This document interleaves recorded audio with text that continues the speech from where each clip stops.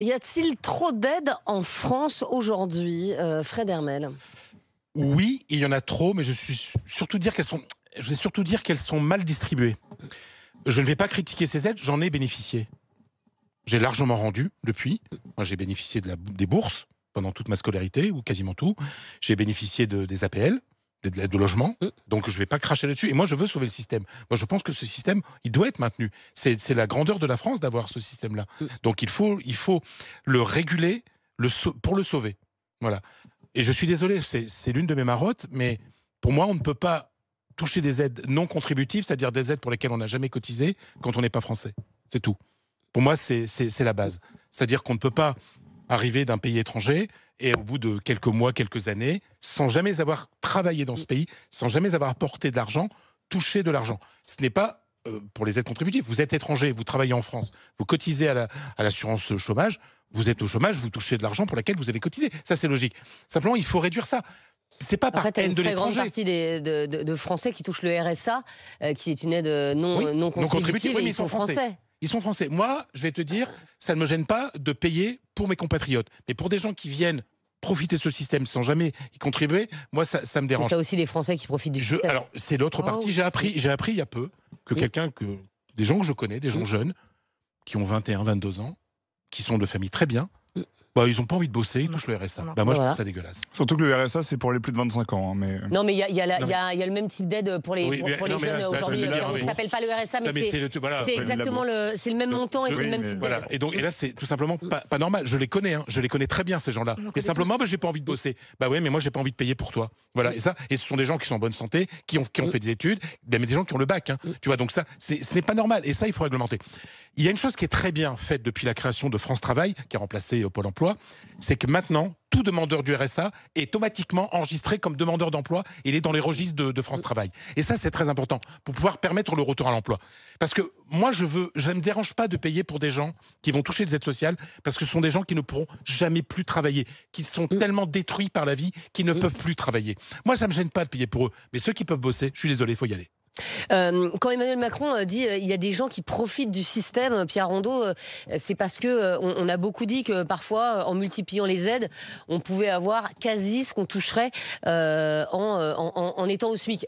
Encore une fois, parce que quand tu es au SMIC, tu dois payer une garde d'enfant, ton Oui, il y a transport, le carburant. Il y a des coûts que tu n'as pas quand tu es aidé. Est-ce que finalement, il n'y a pas trop d'aides, mais c'est que le travail ne paye pas assez par rapport aux aides? C'est surtout ça la question. C'est pas la question de savoir s'il y a des gens qui profitent. Oui, il y en a des gens qui profitent. Il y en aura toujours des gens qui profiteront. Et qui ou pas plus de mesures, plus de règles, plus de réglementation, plus de surveillance. Il y aura toujours une part infinitésimale de gens qui profiteront des aides sociales et qui viendront gratter quelque peu les cotisations des Français. D'accord. La principale question, c'est pas de savoir s'il y en a qui profitent, c'est de savoir si aujourd'hui le travail rémunère suffisamment. C'est de savoir si aujourd'hui, en travaillant, en cotisant, en participant effectivement, tu l'as rappelé Fred, au financement de l'État social, est-ce que je peux vivre, est-ce que je peux avoir un pouvoir d'achat décent, est-ce que je peux être incité à continuer à travailler? Quand on voit par exemple que certaines cotisations coûtent, en tout cas le taux de cotisation est plus de 50%, je pense notamment les agents de la fonction publique, le taux de cotisation participation retraite est à 78%. Ils pourraient doubler leur salaire net s'ils renonçaient à une part des cotisations retraite pour passer à une part par capitalisation, par exemple. On peut en reparler.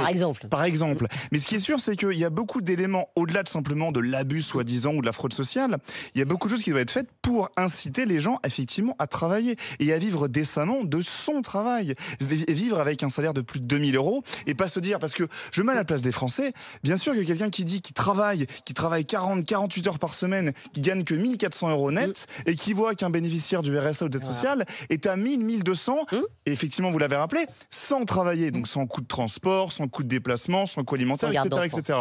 Donc oui, ça dérange, mais c'est pas la question de celui qui abuse, c'est la question du travailleur qui devrait gagner beaucoup plus. Oui, mais alors après, c'est est-ce que tu dois payer plus au travail ou est-ce que tu dois réduire les aides? En tout cas, il faut qu'il y ait une différence. Ah, mais il faut clairement qu'il y ait une différence, il faut remettre à plat tout le système de l'État social, et je te rejoins Fred, qu'il faut protéger. Il faut le maintenir, Bah, mais ça- il faut le remettre à plat. Voilà, après Rémi parlait d'aide pour les achats d'ampoules.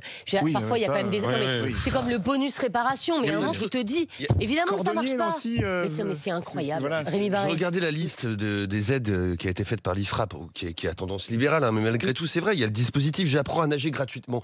C'est hyper important. On sait qu'aujourd'hui, il y a encore un Bah oui, il faut apprendre trop à grand nager. nombre d'enfants qui ne savent pas nager en France et ça peut provoquer des Oui. drames. Mais est-ce qu'on doit passer par un dispositif J'apprends à nager gratuitement? La distribution d'ampoules, une ampoule aujourd'hui, les ampoules basse consommation, si, c'est vrai, ça coûte cher. Ça dure à 10 acheter. ans, mais ça Mais dure est-ce 10 qu'il ans. faut passer par une aide pour pouvoir avoir des ampoules gratuitement? La natation, Deux- oui, parce que la natation, mais tu il y a- dois me mais le non, dire. mais l'école, voilà, mais il y a et c'est- l'école. et Pourquoi c'est- mais il y Oui, a mais il y a t'apprends l'école jamais à nager à l'école. tout le monde n'a pas Mais accès t'as à- 35 si, gamins moi, dans je sais un pas nager, bassin. donc, Dans un Voilà. bassin Bah, tu pendant pourras une en heure. profiter. Ils donnent accès gratuitement à apprendre à nager. Merci. Mais pour le coup, non, les gamins, personne n'apprend à nager à l'école, c'est pas possible. 35 gamins dans un bassin pendant une heure, tu peux pas apprendre à nager, c'est Donc, injouable. il faut arrêter la natation à l'école. Il faut arrêter Ah l'école, oui. oui. Bah ouais, Mais ça sert à rien, ouais, je suis d'accord. c'est le ménage à faire. Non, mais dans, souvent, tu apprends à nager au club Mickey ou des trucs comme ça pendant tes Marrant. vacances, mais c'est assez rare Quand il d'apprendre à peut. nager. Tu as des rudiments à l'école, mais